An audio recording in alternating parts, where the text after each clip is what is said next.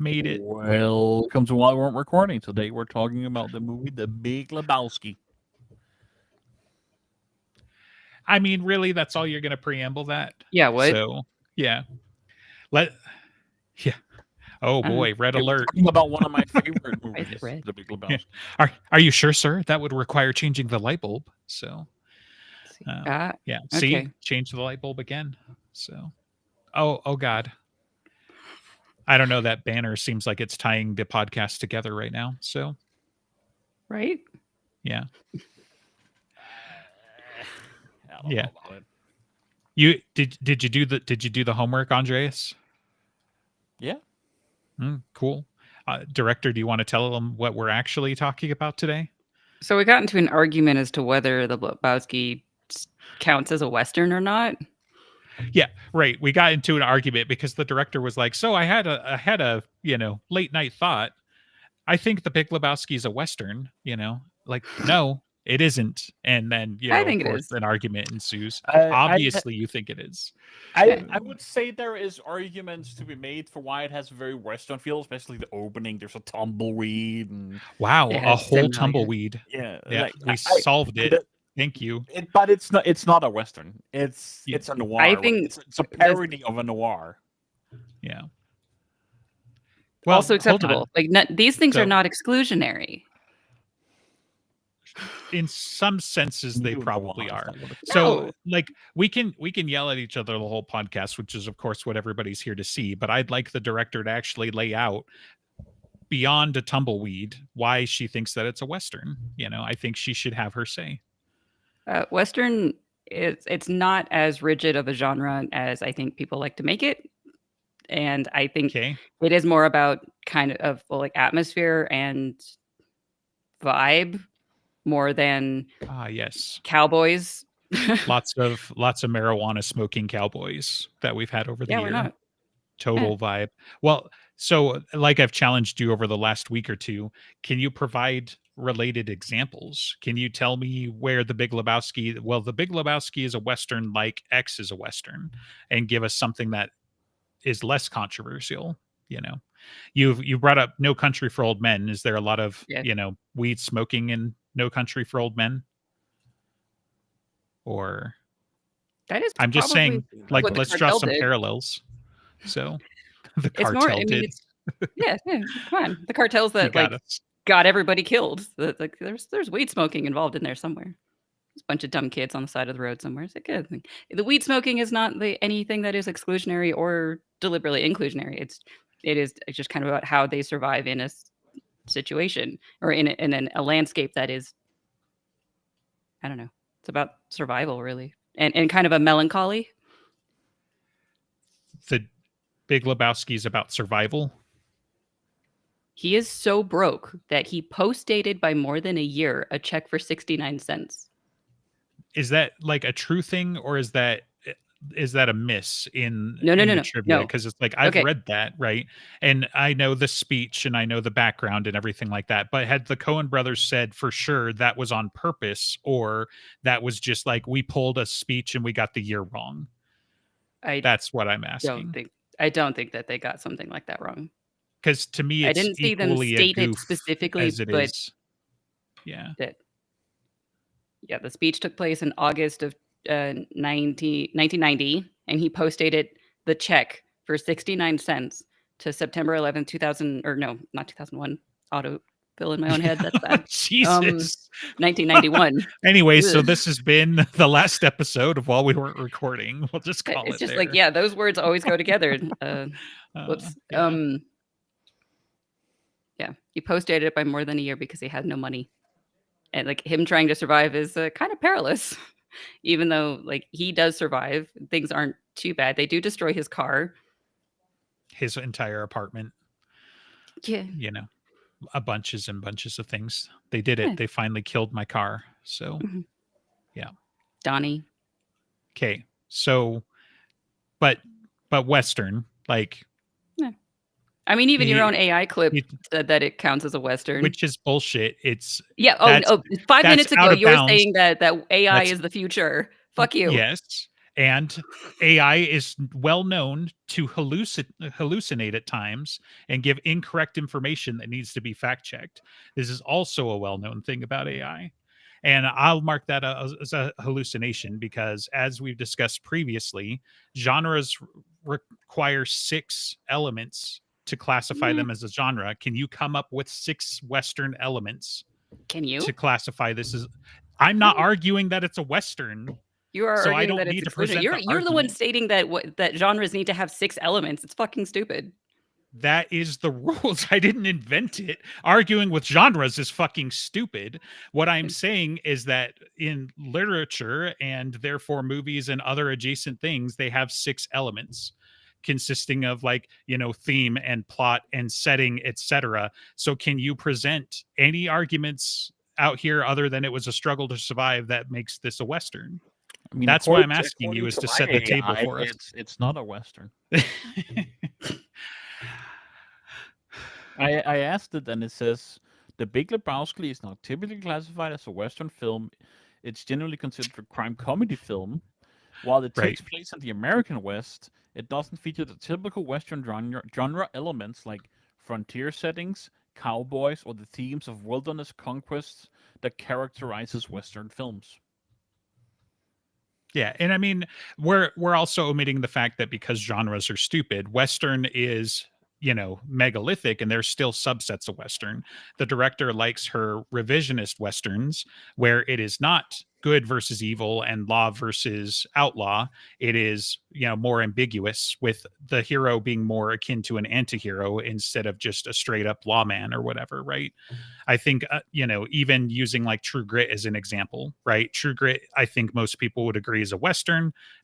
It's sort of law versus outlaw because he's a marshal. We talked about Tombstone when we were off and everything like that. Again, he is technically the law, but if you break down what they do and how they treat everybody, they're not necessarily the good guys in the story. They're the protagonists. Does not make them necessarily the good guys, right? But like, I just have a tough time beyond. We've got the opening theme, one additional song, maybe a tumbleweed, and the narrator. Therefore, it's a Western. Like, or do we want to say like he wears a poncho and bring that in? But it's like I can't come up with 6 elements, let alone the 6 pieces of a genre to justify it as being a Western. Since that's your argument, that's why I asked you if you could enlighten us what that looks like. I will So admit that arguing about genres on something that is beyond like bigger than any specific genre is stupid, and I don't want to have this sure. argument anymore. We done a lot of research then to be done in the Well, first 8 minutes. This is So an episode of you while know, we weren't recording. yeah, Okay. yeah. We This signed off movie twice. is more than So just any one genre, so sure, is it's more entertaining and more interesting than that. I think it includes Western elements, and to point that I would still include it in a yes, list of Westerns, and you can disagree with me, but I think it is more interesting than that. yeah. So I mean, could go as far as a pastiche. That's what I came up with. If you want a mea Pastiche. culpa, yeah, it steals Western elements and it plays with them, just like it I would say it's more of steals an homage, other. that's the word that I went to. Okay, well, so different research, your different AI model, but so but either way it's not, because comedy easily, but comedy, like, in my opinion, right, like if you're going to look at genres, one of the ways that I conceptualize them is like it's a family tree, right? You've got umbrella terms. Comedy is so encompassing that it loses all relevance. If you don't believe me, just look at the award shows, right? And things that are very clearly dramas start winning in the comedy category because they couldn't find a different place to slot these in. Like The Bear, was one from the last year or so. They were like, "Ah, yes, it's a comedy," and I'm like, in the maybe if you go in the classical sense that, like, everything's a drama or a tragedy, and then I guess there's subset, right? With that sort of thing. Or do you want to go with the Shakespeare version of a comedy means that somebody got married at the end? Then you can go kind of that angle. What can you? Do But you have some lore on that? I've never heard oh that. my gosh, That's, yeah. why is that the Shakespeare's definition of a comedy? It sounds like he's trying to Let's describe see. a happily ever after ending or something, but, that still doesn't qualify for The Bear. Well, yeah, and I mean that's kind of the point, and this is why I started with even multiple weeks ago that arguing about genres is stupid because it's subjective. There isn't really a science here. It's whoever can convince the other one that they're right, and there's a whole industry about that, in my opinion.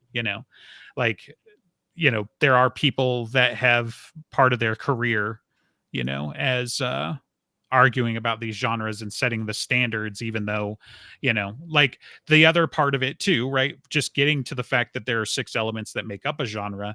How many of those elements are actually required before it's a genre, and how do like subgenres come about? Like, That's is just this also really, really stupid. Like 6 sure? elements is it's like all you need is one person to be murdered and you have a murder mystery. That's one, maybe two if you stretch it, Maybe, elements. And then but what? but The is murder mystery a genre? Because absolutely.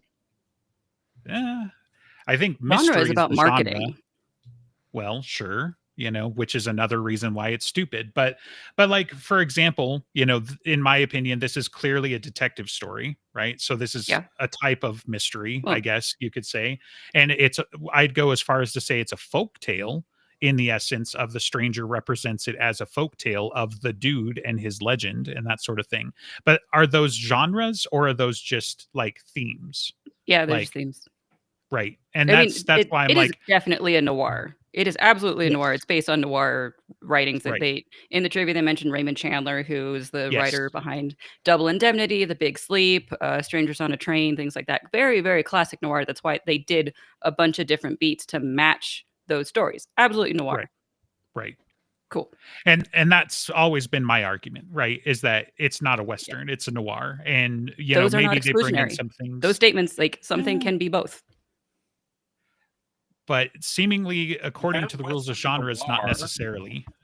So like you can get or noir is subgenres out of both. like settings and whatnot, but like at somewhere you need to draw the line. And to me, one of the primary distinctions between noir and a western is the setting, in the sense that westerns are typically going to take place out in a rural area. They're going to take place in the plains. They're going to take place on the literal frontier. Just because LA was a frontier town at some point doesn't mean every movie that takes place in LA is a Western. And noir, by definition, very much takes place in an urban setting. I think that those are Yes important and Mm, no in a distinctions. way, because like if I can draw a parallel here to, there's a TV show called The Warrior, which takes place Okay. in San Francisco, so Okay. big city, but I will still very much say that's a western. It's like western era. It's got all the west, but there are cowboys there, but we're also mainly following Chinese immigrants in this one, and it's more of a Okay. like kung fu. It's like a kung fu western action something. It's real. It's actually quite You good. you want to bake your noodle, you're reading ahead a little bit, because if you want to bring samurai movies into the mix, those are literally indistinguishable from westerns at times, other than era. So again, the setting which is kind of weapon that they important. use. Yeah. Exactly. And so it's like, that is that enough to make it a different genre? I mean, the answer is obviously yes, but right. But Yojimbo, for example, a movie that we've all watched, is modeled off of a western, and then interestingly was remade again as a western with Last Man Standing with Bruce Willis. If you've ever seen it, that one's a family Mm-mm, favorite. So I don't think we watched that one together. I don't recall. But I mm-mm. was like, when I was explaining it to my brother, I was like, Yojimbo and Last Man Standing are like the same movie. And then I went and looked it up, and they were like, Last Man Standing is a direct remake of Yojimbo. I was like, okay, that makes sense. But even still, it was inspired heavily by Western flicks. And so those are things that are inextricably twinned. And we talked about noir being cousins to western, but to me they're not the same thing. There are still some important distinctions. um like, I guess if you could say noir is closer to like the revisionist western, for sure, right? Where you've got your character's not necessarily a good guy. Theoretically, he's on the side of law and justice, theoretically. But they're also usually more anti-hero types. Very often you've got the hard-boiled detective who's drinking all the time because of whatever troubled past. You've got the femme fatale thing. Like, for Big Lebowski, who's the femme fatale? Is it Bonnie Odd. or is it Maud? Yeah, right. Maud. Maud sort of fits the role, but still not necessarily directly. Not as Eh, much as Bonnie would be. It's kind of split in my opinion, yeah, but Maud is naked and she hits him. There's Yeah. she's the one who hurts him and is also sexy. So therefore, okay, I think that qualifies more than Bunny because yeah. Well, she's the one that gets him in the most trouble by kicking this whole thing off, unbeknownst to her, which is the other thing, right? right. So So, one thing that I will say more strongly about anything is that this is a Shaggy Dog story, which is a okay, type of story that does not have a punchline. sure. It's like in terms of comedy, the most famous one would be the Aristocrats. I'm really not good at talking today. The what? The Aristocrats. That's Okay. the You it's a need to famous call your joke. husband to make sure you're not having a stroke or something. I'm fine. I'm fine. She's had to talk to people for like a week, so give her a break. So, Yeah, no, yeah. I aspire to be the dude, very honestly. But the famous joke that you go on for like 5 or 10 minutes or something and just going on and on, adding in ridiculous things, and then there's no punchline. And that kind of like this story does that. There is a noir, there is a mystery. He does figure out who kept the money, and he Right. unveils all of the mystery. But then what? But Then nothing nothing happens. happens. Exactly. There's no there's no culmination. I mean, And that you know, is one of the reasons that I feel it's more of a Western, because I also include No Country for Old Men, because like the good guy that you're rooting for dies in the middle for No Country for Old Men, and then what? And like you don't get resolution. You don't get I the mean, happy ending. And that yeah, is part of the harshness of in No Country for Westerns. Old Men, the bad guy wins. That's the story, Yeah. right? He brutalizes this town and its people. And the guy who should be the sheriff, literally is the sheriff, does fuck all for nothing. Granted, I haven't seen this movie in like a decade or whatever. I've never seen it. The Um, bad guy is like the ghost pirate from Pirates of the Caribbean, right? What? Jesus, I guess. Like, which Salazar is he in 4, right? Let's clarify, because he's kind of a pirate. ghost pirate in the first movie too, but What? he's the bad guy from Pirates 4, and I was like, I wouldn't have made those connections, but thank you, Andreas. So I just don't remember his But name yeah. right now. I've seen him in a lot of things. That's just the one I could like. if only we had the internet at our fingertips. So Javier Bardem. Yeah, Javier Bardem. That's his yeah. And truthfully, I'm not sure I could list a bunch of other movies he's been in he's either, also in right? Dune. I But forgot he's in Dune for some reason. Right? Stilgar. He was also no the bad guy in way. Skyfall. I was like, he's don't tell Stilgar. me it's Stilgar, and then there you are, because that was Yeah, the Josh face that Brolin immediately is on popped the other in. side of like Yeah. they reunited essentially in Dune. Oh my on the, god. yeah. How did I Yeah. not realize that with all the trivia and everything? But anyway. Yeah, it's because the short hair, you cut your hair and you're a different like person. Samson, your so. power has been taken away. Nah, Stilgar was still awesome, but yeah. So I mean, to me though, the kind of like unresolution still harkens back to Chinatown. Like Chinatown, the bad guy Sort of. gets away with it, right? Yeah, We bad solved guy the whole wins. case, but it Yeah. doesn't matter Forget about it. because yeah, Chinatown. yeah. So I think It's wrong. definitely Wrong. Forget about it, but. I don't feel that Chinatown fits a Shaggy Dog story because there's more things that happens in it. Because ultimately, there's like with the Big Lebowski, she wasn't kidnapped. She went to friends for Right. a couple of days and then came back, and then it was just a whole big hysterical hullabaloo about nothing. Literally, if no one had done anything, nothing would have happened, and it was just people being hysterical. But that's not entirely true either, though, because the Big Lebowski does embezzle $1 million and he gets away with it. So that's not entirely true. Like, it's just from the dude's perspective, and if again, he had done that's literally still nothing not, throughout the whole time, and he just bowled and smoked weed, in fact, he'd except probably be safer. his car and his apartment, possibly Donnie. Like, who knows if Donnie just gets tipped over the edge. It's telegraphed, with Donnie in Yeah. the scene prior, so it's not like he was gonna just continuously survive or whatever. Well, as they were walking out Um, into the but parking lot, he's already rubbing his arm. Like he is, like he about was to even have doing it with bowling. If you take the scene preceding the encounter with the nihilists and mirrored against the opening scene where he's throwing rocks tonight and Market Dude and all that stuff. He bowls all but a gutter ball, and then he starts rubbing his wrist there. And then yeah, I'm not surprised that they carry it through. It's like if you pay attention to the details, it's all there. But which is why it's a fantastic movie, Oh yeah. among many other reasons. But it's like, yeah, I don't know. I wanted something. I wanted you to come for a fight today, at least a little bit. Like, tell me Walter's the lone gunman. Tell me something, because everybody's like, "Oh, Walter's Rambo," and I'm like, "Yeah, I mean, kind What? of, but not really." Well, because he's Nom and he just goes off at every random thing. But So one thing I had he's more said was like, if he self-aware. was more like, is Walter a lawful good character? And I was like, no, he's No, a chaotic character. He is in the alignments. He is just chaos, and whatever justification he uses for his chaos is sometimes a lawful angle to it. But he does contradict himself at various points about that.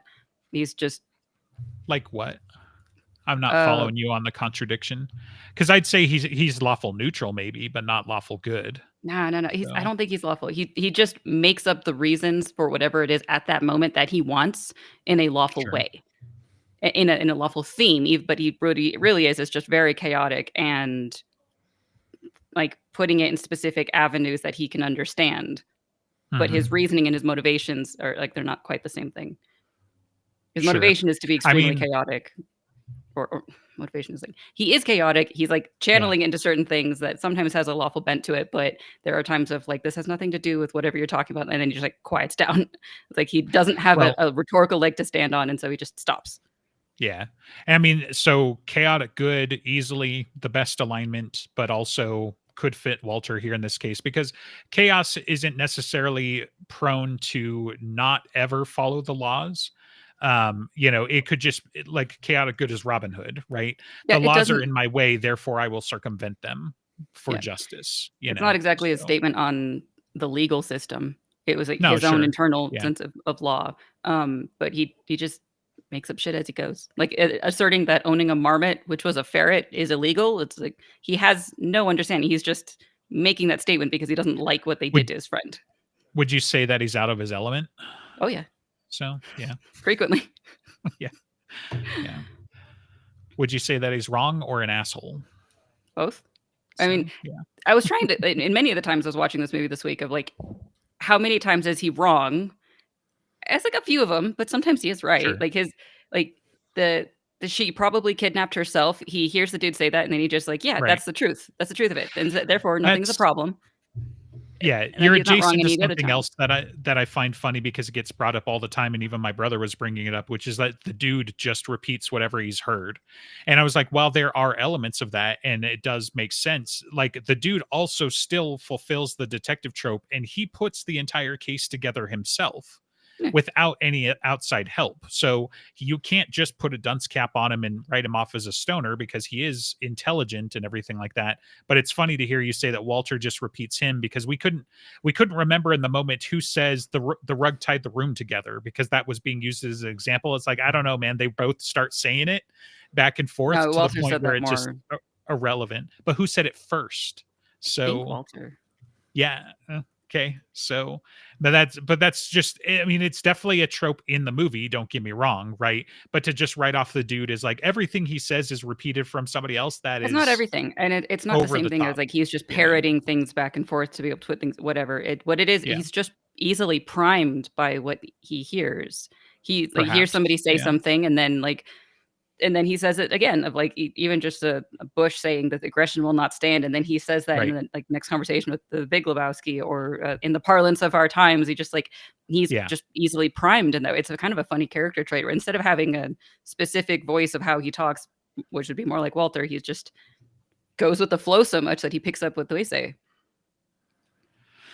Maybe a little bit. I think it does him some disservice, but you know, like as a character. So How so?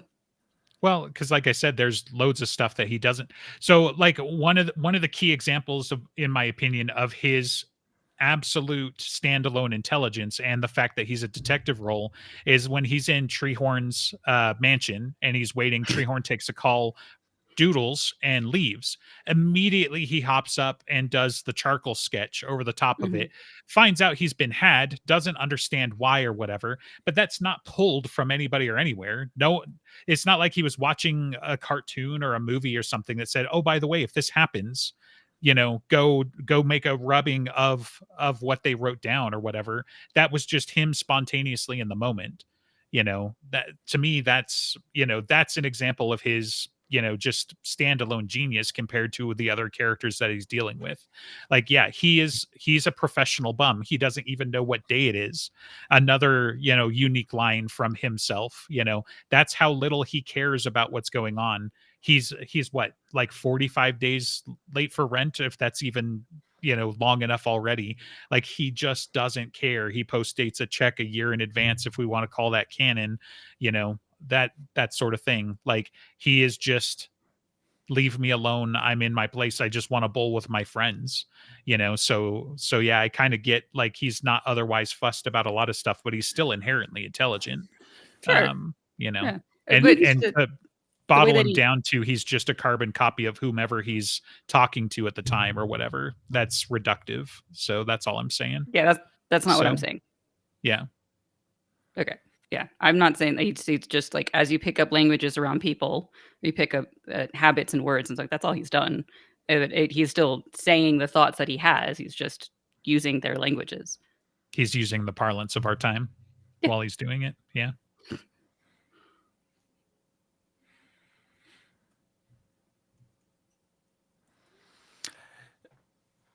I think like I can't like I actually forgot he does this at the start of the movie. And I was just like, it's probably generally the dude's like he's pretty chill and he doesn't really I would say he doesn't really do anything I would say that's bad or offensive throughout the movie all that much, but at the start I couldn't help but just think, bro, don't drink the milk in the supermarket. What are you doing? Yeah. Can't do that. I mean, he Yeah. did buy it immediately after. He's like, Right. he was just He pays for it, so he's a little fuzzy on cause and effect and whatever. But Yeah. yeah, it's a weird gray area, right? Because that's a favorite one to bring up with lawful people, and just be like, if you eat a grape in the supermarket, is it stealing? And it's like, I mean, yes, but is kind of the whole argument, right? Like, what are we going to do? We're going to bring you up on charges for a grape, and it's the same thing with the sip. Like, if he had put it back, effectively Yeah. he's contaminated And and then stolen the then he's entire. contaminated something and Yeah. hurting someone else. But no, Yeah. he just So he sniffed it to make sure, and then he walked out with something that can't be cashed. See, right. that's more of the lawful problem of like he post dated it so far in advance for also such a small amount of money that like they're just not going to get that money.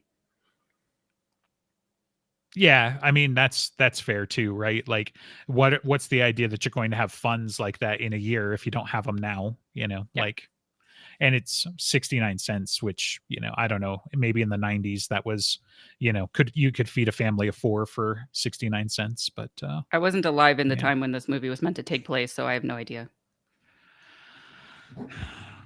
So anyway, that's while we weren't recording. I Again. was alive, but I was barely alive since I'm born in '88. So And in Sweden. Yeah.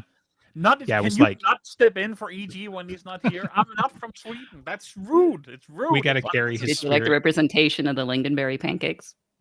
Right? I know. I was like, come on, stereotypes. And what the hell kind of diner just has those? Is that a thing in LA where they're just like, we just carry them in case, nihilists show up? So Yeah, in LA in 1990, that's kind of pushing it, but like I know IHOP carries lingonberry pancakes or crepes or whatever. It's like so they've gotten popular. I mean, it is the International House of Pancakes, so Yeah, that makes some kind of so sense. But yeah, I don't know if there's a Swedish enclave. Like I do like in various cities after like all of the immigration, there's small little enclaves. yeah, but they were so yeah, At least one presumably, of them. yeah. Nihilist from Sweden. Yeah. I mean that's just a trope too, right? They're just riffing on Europeans and I don't know. The whole thing is ridiculous because it's like they're almost kind of a driving force of the thing, but they're also like not relevant, right? And it's like where you Right. get to the end, and it's like who stole from whom and all of this other stuff, and it was like all but three groups get intervene just because she decided to go for a visit. Apparently, not so much as talking to her boy toy, when she leaves, and so he gets a gang of his friends together to hatch a plot I mean, that the Big she might Lebowski have takes said something advantage to of. him. We don't know if Yeah. she did or didn't. She He didn't say was anything. just passed out. So, But yeah, yeah. I don't. But even Yeah. if he knew that she was going to be gone for like 5 days or something, and then didn't tell anybody else, and then he took the opportunity to do something, like Right. the question, I guess, is was the original ransom note faked by Big Lebowski or by Nihilist? Right.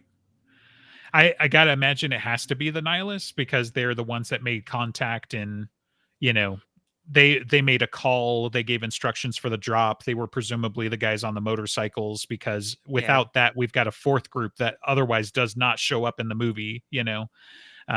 So I don't know if they you could cut ever off a see those. toe. Yeah, that's true. So like there are some pretty strong indicators that they're involved, but it's like if Big Lebowski faked the note, how did they otherwise get involved, right?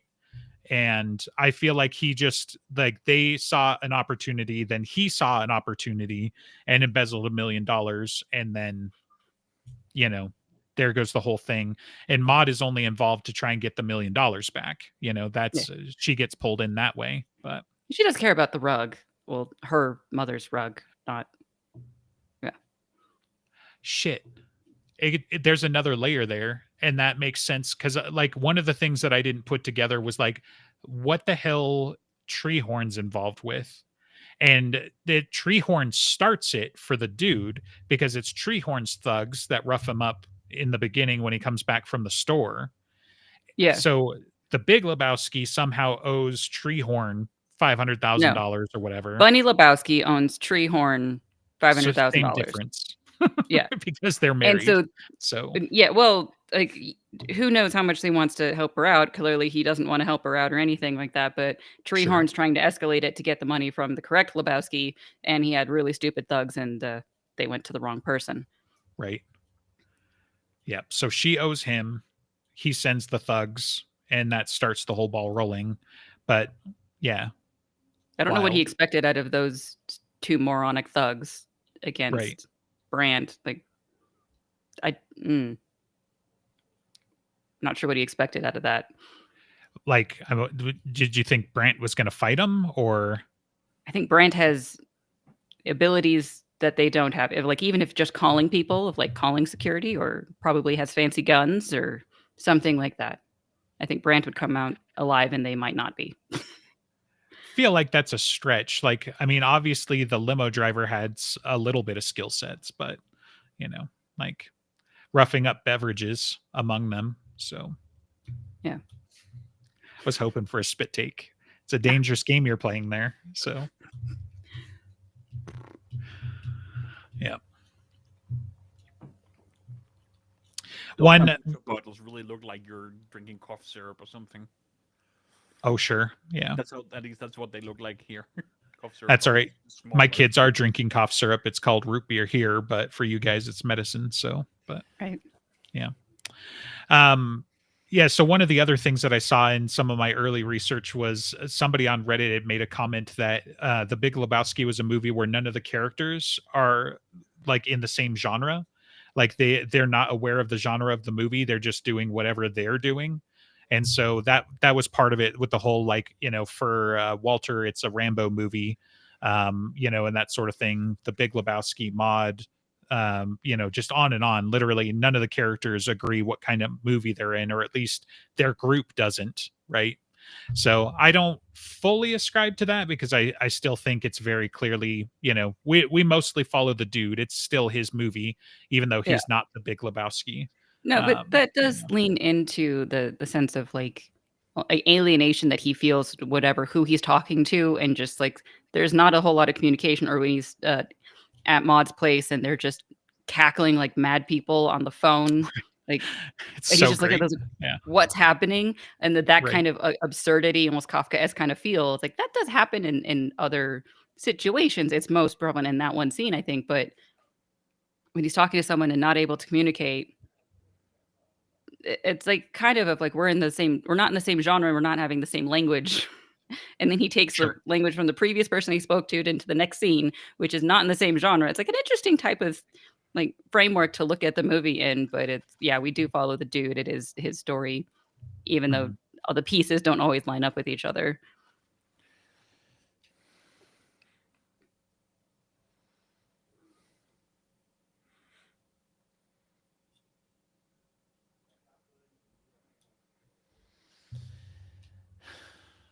Well, have we run out of words?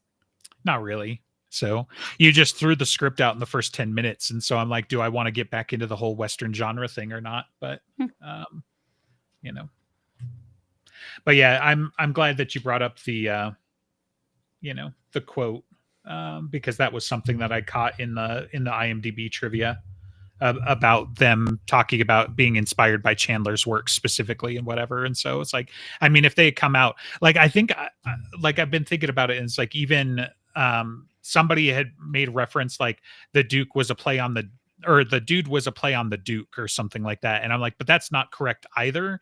They named him after a friend. So he's not Yeah. inspired by any works of fiction or anything like that. Right. What is the But, Duke? John Wayne, the Duke. Oh, So, okay. and undeniably I, Western, yeah, I haven't so, actually seen but many John Wayne movies. Of any of the westerns I've seen, not many John Wayne. yeah, at least True Grit though, right? Because didn't we Not the watch both original. of those? You haven't No, seen the original? Jeez. no. Yeah. So, Have I mean, if you've I? seen the new one, it's basically just John Wayne in, like, the new one is such a masterful remake, in my opinion. Like, it is, just about beat for beat the same, and everything like that. It's just modern characters, modern filming, that sort of thing. Like, the story beats are pretty much the same. So, but as a And result, a I way enjoyed better them actor. both, you know. What'd you say? So I he's would. throwing shade. I'm saying Jeff Bridges is a way better actor. Yeah. Fair. Yeah. Yeah. I think I actually have seen. I looked it up. It's like I feel like It seems familiar. The stills from it. I think I've seen it at some point. Sure. The old one.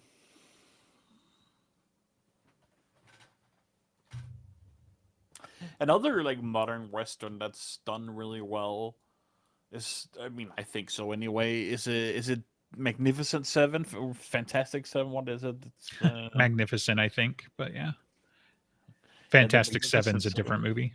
Yeah, Magnificent Is Seven. that like Fantastic Four plus 3 hangers on? Right? It's Yeah. Fantastic Plus Four with Spider-Man plus, Spider-Man and yeah. Spider-Man is like the Yeah. He's an Avenger and part of the Fantastic, and so yeah. Isn't he also one of the times he's the amazing Bagman? He has a Fantastic Four yes. outfit and Yep. then a bag. Yeah. Yeah, I wasn't sure if my subconscious had pulled that in, but my brother is playing, one of the Sony Spider-Man games right now, and he showed me that costume, and I'm like, fucking why? And it's like, apparently that happens in the comics. It does, Like, yeah. His yeah. outfit's like burned up or something, and he has to go. And Johnny lends him a uniform, and then no mask, so he puts on a bag. Yep. So he's the amazing Bagman. Yep. So, which is as terrible a name as that costume is. So, Yeah. but people don't want you to know this, but this is peak Spider-Man. So, When he's not Spider-Man, is peak Spider-Man? But is he not Spider-Man just because he's in a different costume? Well, he's not going by the name Spider-Man. When he's asleep, is he not Spider-Man? He's always Like, Spider-Man. When he's not Night Monkey, is he not Spider-Man? I This don't is know. starting to sound like arguments about the Trinity. Is it? Yeah. Hmm. Because the way you deal with arguments about the Trinity is you just say yes to whatever the question is for the most part. Right? Like, so, and that's why people get frustrated and be like, I don't understand the Trinity. Well, that's the point. It's, fourth dimensional thinking. Like, you're not supposed to get it. So Apparently, there is a version of watching The Big Lebowski of trying to frame the characters as the Trinity. Walter as Old Testament type God, and the dude is Okay. Jesus. and Donnie Okay. as the Holy Ghost. It's just like, That's inappropriate. So, yeah. eh, I don't know. It's I kind of mean, fun. I guess the Holy Ghost is like a child that walks in the middle of a movie, so, The Holy Ghost is like I don't.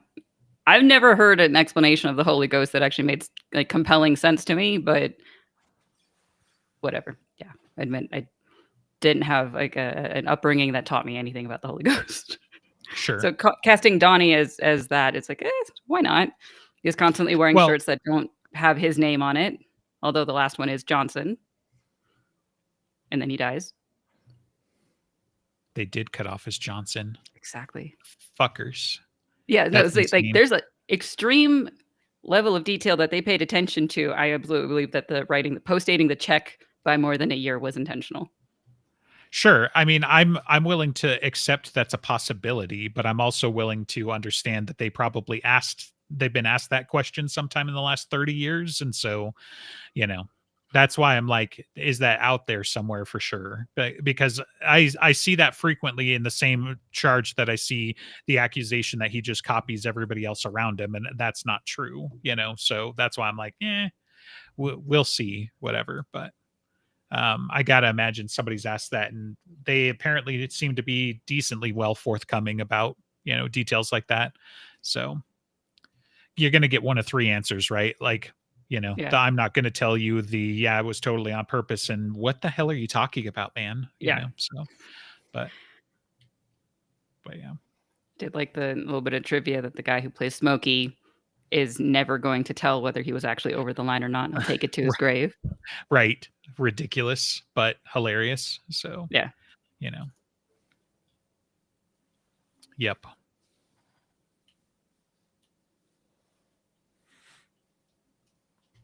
We could go back through all of our gifts. We've spent the last 4 days slinging gifts at each other. So, yeah. There are a lot of gifts of this movie, and there were still ones that I was looking for right. and I couldn't find. I know. Yeah. And some are just poorly labeled or something because I found them accidentally or found them after the fact or something, but the whole, like, I don't remember if I gotten to use it or not, but the whole, like, do you have to use so many cuss words? Like, that's in there. So a lot of their dialogue is, but I was looking for the whole, like, far from it, for a couple of things, because it's like, is that some kind of Eastern thing? And then he says far from it in Mm, response, but for whatever reason that one's not worthy. But yeah, there's so many, and then there's so many that are just applicable. I think that's the other beauty of the dialogue, and part of why it's semi-timeless is that the whole, you're out of your element, you're like a child that walks in during a movie, shut the fuck up, Donnie, like, obviously those are all Walter talking to Donnie for the most part, but like there are so many good ones that you're not wrong, you're just an asshole, yeah, that's just your opinion, man. Like, yeah, just on and on. And nobody ever delivers it with the full, like, 3 minutes it practically takes the dude to be like, yeah, well, yeah, uh, that's just like your opinion, man. It's just like whatever. So, oh yeah, I hate the Eagles, another original line by the dude. So yeah. they That show up was pretty funny. twice in the movie. Like in the So, trivia, it looks but, like that has caused some amount of consternation of apparently one of the members of the Eagles confronting Jeff Bridges about it at a party, which is oh really? stupid. Yeah, but also Uh, one of the guys that had they had to license a Rolling Stones song, and he was going to charge him $150,000 for it, but he heard the line of "I hate the yeah, Eagles," and he's like, "Yep, you can have it for free." right. Yeah, And that's I didn't funny. put it together because I don't know the Eagles catalog very well, but that Hotel Right. California, which Yes. is the theme song for Jesus, Yes. and it's the Eagles, and it's like, I hate the Eagles, I hate, like, because of the character Jesus Quintana, and so Very likely, yeah, and but it's also like a Spanish version too, right? yeah. So to get it, and I forget the word, but they use this technique multiple times where it's like you have the musical overlay for the movie, but then it bleeds into real life, and you have that several times during the movie, including when he's like listening to the Walkman, and everything like that, where it's like when it fades from like real life into the movie and whatnot. I forget the name of it, but Hmm. anyway, so that was one of those moments. But I know it's like, does he hate the Eagles because of Jesus or something else? But yeah, Or both. I mean, so Right.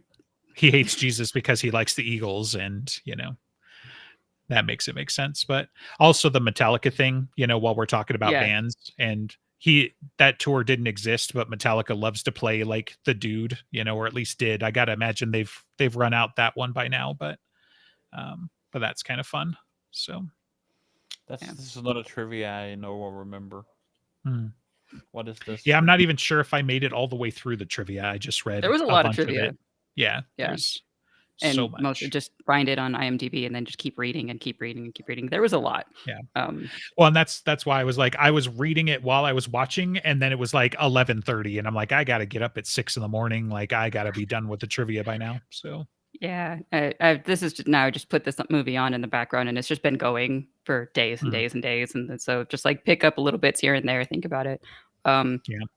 Let's see. I have had 2 White Russians this week because of this movie, because they're so tasty. And I found out in the trivia that there is a Lebowski bar in Reykjavik. And someday in my life, I'm going to Iceland. I am going to Reykjavik. I am going to go to that bar and I'm going to enjoy a White Russian because it's very hard to actually find a White Russian in a bar. I don't know why, but if I'm ever at one, they're never and they never have cream, I guess. Oh, weird. Assholes. I Yeah. enjoy a White Russian. Yeah, I don't drink anymore, but They're Yeah. delicious. But like, yeah, there was a Did you night put of too much several vodka? years ago. We went to like 4 different bars. We're just kind of walking around an area, and we could not find a place that had White Russians. There's eventually somebody like we can use like those little half and half creamers to try it. It's like, okay, Yeah. but like That's what couldn't he find one. does, but yeah. Yeah, yeah. Yeah, that's interesting because I'd be surprised if I couldn't get one here for as bad as we are with our alcohol and everything like that. But How do you yeah, I mean gotta that? imagine most bars have like coffee and therefore creamer here. Maybe I'm just thinking one because they also did like brunches, on Sundays. So Yeah. but, Yeah, then that would make sense as if they have yeah, something like if they have actual cream.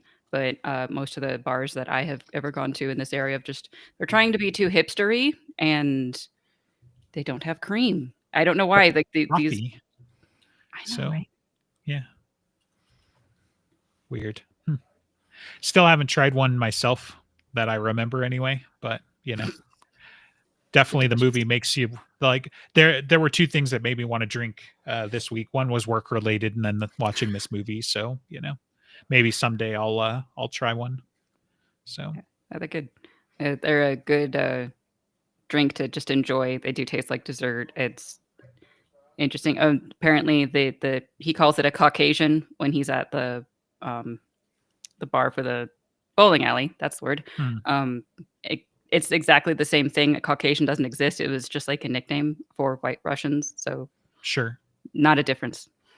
yeah, maybe less racist that way. I don't know. So Maybe more racist because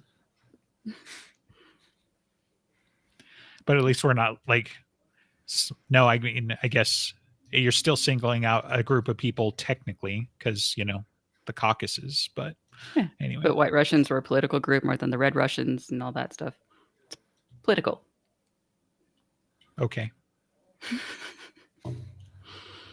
Clearly, I'm out of my element. So Yeah.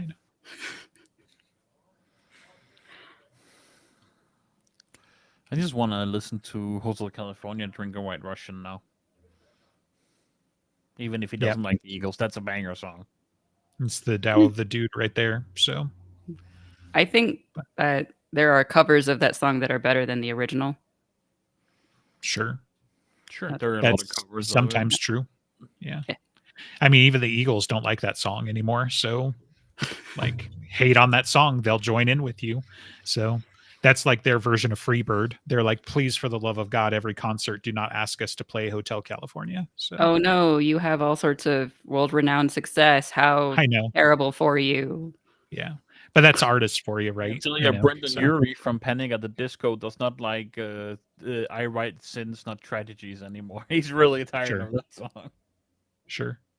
I feel like those are one of those things that it's like I'd recontextualize myself and like I don't know, are you doing it for the money or aren't you? Because If it, like that song has probably been one of the like, what's the percentage of your success that you can attribute to that particular song?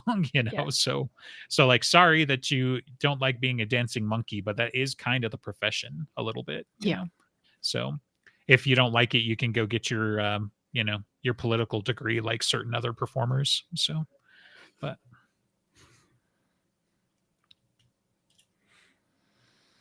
Yeah. Is there anything else you want to touch on about this? You just want to shoot the shit? It's a what do fun you movie got, to shoot the shit Andreas? about. So I yeah. don't really have anything else. Oh, it's a great movie. What do you think about their choice of pancakes? I mean, when in Rome, they're in America, so. And Yeah. so they have lingonberry pancakes. Right. It's how very But American. they're thick, right? Not skinny like they're supposed to be. Mm. Lingonberries are delicious. Is Says that the a Swede. yeah? Is that a subgenre of pancake, or how does that work in there? I never had it with pancakes, but I mean, we often use it for sauces and to eat with stuff, other things like all the time. But not, I've not had it with pancakes, so I can't say. Generally we we don't put stuff in the pancake, right? The crepe is what it is, and then you put stuff in the crepe. But I haven't put lingonberries in there. Other jams though. I was going back through my notes, so I'm going to put these two things out here so I can say they've been said. But I was when we were getting to the genres, I was going to say it's as much a martial arts movie as it is a western, because he does tai chi for 2 minutes during the middle of the movie. Not even 2 minutes. He does it for like 5 seconds. The tumbleweed wasn't on the screen that long. That's all I'm saying. So The tumbleweed was on the screen for much longer than he was doing tai chi. I doubt it, but that's not the point. And the other one is that it's more a sports movie than it is a western. So they spend infinitely more time in the bowling alley throwing balls down the lane. So, but yeah, I kind of forget that bowling is a sport, even though that was the point of the movie. It's like even an Olympic sport, isn't it? So put some respect on that. So yeah, well, they had breakdancing last Olympics, and we saw how that went. God, that was a travesty. Bowling at the Summer Olympics. So, yeah. On the 22nd of June, 2015, it was announced that bowling made the cut from the 28 sports to the last 8, becoming a new sport for the 2020 Summer Olympics. So apparently that's more recent than I realized, but it's a sport. Okay. Not saying that there isn't skill in it. I just forget that it counts. Right. It is funny watching all the extras try to bowl, and they're bad. Oh, yeah. I didn't bother watching it that closely, I guess. So have you seen the comedy movie Kingpin? No. I don't think so. It's that you should watch that. It's really good. It's Woody Harrelson is like this hustler down on his luck, former really good bowler, and then he's what's the other guy's name? Randy Quaid is an Amish bowling prodigy, and he has to like get him to play bowling and make hustle money and make money and win a big bowling tournament. And Bill Murray's in it. That's like the bad guy. It's really good. Oh, wow. It's a really good movie. It's probably the best movie involving bowling. I guess I can't remember any other movies involving bowling, but it is a fantastic movie. Oh God, you're gonna make me regret this Google search. Oh, typos. You do it anyway. Yeah, top 10 bowling movies. Dreamer actually rates higher than Kingpin. Have no idea. Big Lebowski's number 5. Big surprise there. And just spare us everything. Maybe Gutter Balls I've heard of. I have no idea what Dreamer is. But almost all of these I've never heard of. So yeah, no, I mean, I just said it because it was up on top and beat the one you were suggesting, but I think I knew two, maybe three of these out of the top 10. So yeah, not a big follower of bowling movies. You should watch Kingpin though. You will enjoy it. Perhaps I feel like maybe I've seen it, but I don't remember enough about it to say for sure. So I would have been a kid, and you know 96 was such a good year for like science fiction and a bunch of other stuff. Like 96 through 98, you've got a bunch. So people can argue with that. They weren't all universally good, but I want to say, like 96, I'm pretty sure was Independence Day, Lost in Space, stuff like that. Like some really good ones. So the 90s were good for movies. Yeah, I mean, because 94 was another good year. That's Jurassic Park and a bunch of other stuff, I think. But yeah, it was before everything had to be tied into a franchise. As much as I enjoy Marvel, they have had a detrimental impact on movies in general, I would say. You don't get the same well, I guess streaming also has a lot to do with it. From what I understand, I watched an interview with Matt Damon. He talks about how before, if you made like a more niche movie, even they knew, okay, so it won't do that well in the movie theater, but we can expect X amount return in DVD sales and rentals, and that's not a thing anymore.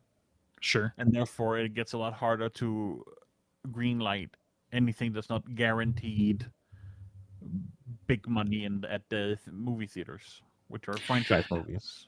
Yeah, I mean, what's funny about blaming Marvel about this is that sounds to me just like business, right? Marvel is the most successful thing in the last like 20 years, and so we're going to blame them for changing the point of the game. I would say it's less Marvel and more streaming in general. That's sure. Why it is like that. Yeah. Well, and the arguments with streaming, in my opinion, are stupid anyways, because like every studio is like, oh my God, streaming is terrible and whatever. And yet every single one of them has a streaming platform. So must not be all that terrible. Like maybe it's not as good as the heyday of, renting DVDs for $5 from Blockbuster or whatever. But, because obviously that did so well, Blockbuster's still around, they died out more or less before streaming was a thing. Probably got pushed over the edge a bit, but it's just, to me, it's just funny and convenient to do stuff like, if you want to blame Marvel for something, blame them for popularizing the multiverse, which it's not even their main thing, right?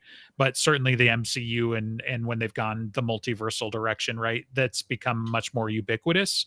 And so now like even Star Trek is all into it, and and whatever. And still, you could go back as far as like Star Trek 2009 if you want other examples and that sort of thing. But it's like every science fiction or fantasy or whatever, like that one's gotten people off the hook, where it's like we're not following canon, we're going to tell our own story, and it's just going to be part of the multiverse, or whatever. Like at a minimum, you'll just kind of get that sort of thing. So it's like that I could kind of blame Marvel for, but they didn't come up with that idea necessarily either.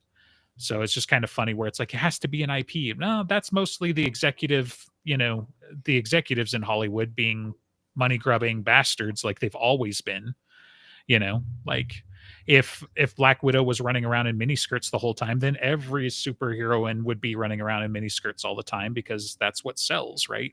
Or whatever. It's a bad example maybe, but the idea is like they're just following whatever the trend is making money right now. If bowling movies were making money, then that's what everybody'd be making. So I linked this short yesterday on Discord, and since you said Blockbuster, I thought of it. I think it was yesterday, about this card game where it's called Blockbuster, and you do like kind of like movie trivia and charades mixed together. Oh, I would kill that game probably. Yeah, it's like if there was ever an online version you could play in some way, that would be fun to play with you guys. Maybe as a podcast episode or something. When I saw it, I was like, this just seems like with the podcast people, this would be great. This would be really fun. Yeah, I didn't get a chance to watch that yet, but I'll have to watch it when we're done here. So